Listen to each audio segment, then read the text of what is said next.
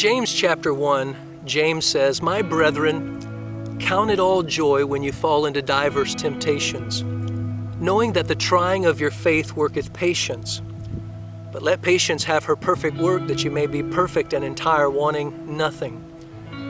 He says, "If any of you lack wisdom, let him ask of God, that giveth to all men liberally, and upbraideth not, and it shall be given him. But let him ask in faith, nothing wavering, for he that wavereth is like a wave of the sea, driven with the wind and tossed." In Genesis chapter 49, Jacob describing his sons, he says of his firstborn Reuben, "He is unstable as water." What are the things that cause us to waver in times of stress and temptation?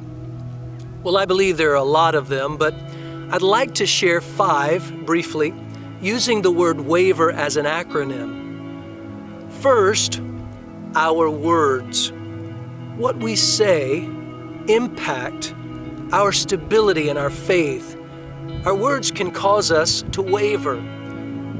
In Genesis, we see that God created the world with His words. Now, I know we don't have that type of power, but I believe in a small way, we shape our world by our words. The Scripture tells us that the tongue has the power of life and death. The prophet says, "Let the weak say, I am strong." So what we say has a big impact on whether or not we waver.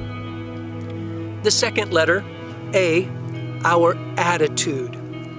You know, they say attitude is a little thing that makes a big difference, and I believe that is true. It's not so much what we go through in life, but how we go through it. Then we come to V, voices. What are the voices, or voice I should say, who or whom are you listening to? What's shaping your thoughts? Jesus said, "My sheep hear my voice, and they follow me. But the voice of a stranger they will not follow, but will flee from them." We need to have, if we're going to be stable and not waver, the attitude of little Samuel. "Speak, Lord, for your servant is listening." The next letter, E, expectations.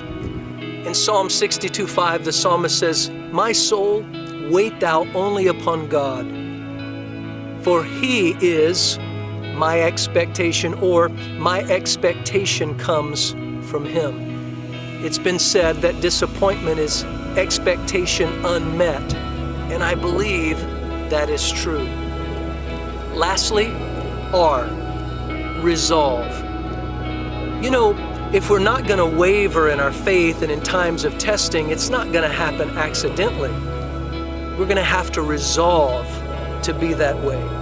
The psalmist says, "I shall not be moved." In the book of Acts, Paul says, "None of these things move me." In Ephesians 6, he says, "Having done all to stand, stand therefore." In 1 Corinthians 15, he says that we should be steadfast, unmovable, always abounding in the work of the Lord, for as much as we know that our labor is not in vain in the Lord.